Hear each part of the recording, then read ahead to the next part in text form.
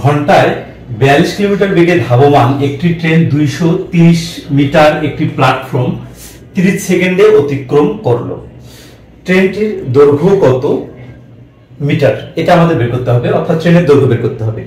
আমরা কিন্তু সকলেই জানি যে আসলে একটা ট্রেন যখন একটা প্ল্যাটফর্ম অতিক্রম করে তখন কিন্তু ট্রেনের দৈর্ঘ্য এবং প্ল্যাটফর্মের দৈর্ঘ্য দুইটাই তাকে অতিক্রম করতে হয়। অর্থাৎ বিষয়টা যদি আমি এখানে দেখি, ধরুন আপনার একটা প্ল্যাটফর্ম হচ্ছে আমাদের এটা, তো ধরে নিচ্ছি ট্রেনটা এখানে রয়েছে,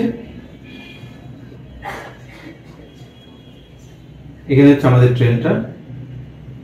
তো এই ট্রেনটা এই প্ল্যাটফর্মটা যদি অতিক্রম করতে চায় তাহলে এই প্ল্যাটফর্মের দৈর্ঘ্যটা অতিক্রম করতে হবে প্লাস এই ট্রেনের দৈর্ঘ্য অতিক্রম করতে হবে। অর্থাৎ এটা যদি আমরা এ পয়েন্ট ধরি, এইটা যদি আমরা বি পয়েন্ট ধরি, এই এ পয়েন্টটাকে এইখানে আসতে হবে, অর্থাৎ ট্রেনটা তখন এখানে চলে আসবে।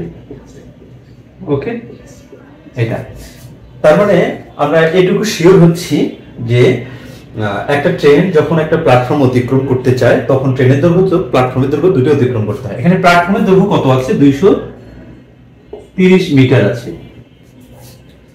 তো এখন আমাদের কাজ হচ্ছে এই যে ঘন্টায় 42 কিলোমিটার বেগে ধাবমান, অর্থাৎ পার আওয়ারে 42 কিলোমিটার যাবে ওই ট্রেনটা।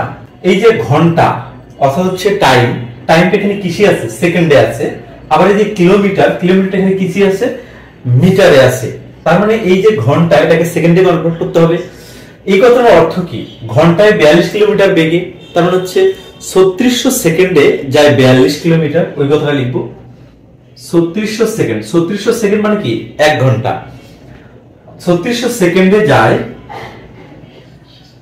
42 কিলোমিটার। আমি যদি এই 42 কিমি আছে এটাকে যদি মিটারে কনভার্ট করি, 42 ইন্টু 1000, কারণ আমরা জানি 1000 মিটার সমান 1 কিলোমিটার, যার কারণে আমাদের এই 42 কে যদি 1000 দ্বারা গুণ করি তখন এটা মিটার হয়ে যায়।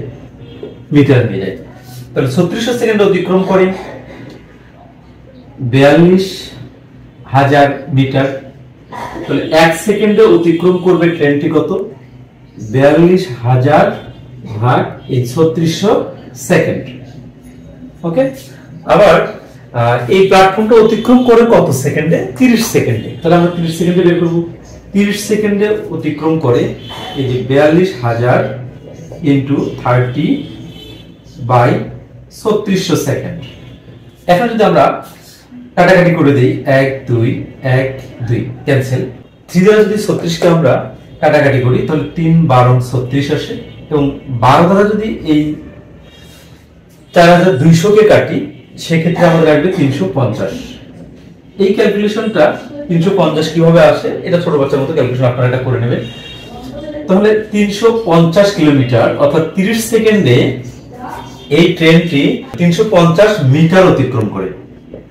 এই ট্রেনটা যেহেতু 30 সেকেন্ডে 350 মিটার অতিক্রম করে, প্ল্যাটফর্মের দৈর্ঘ্য কত? এখানে 230।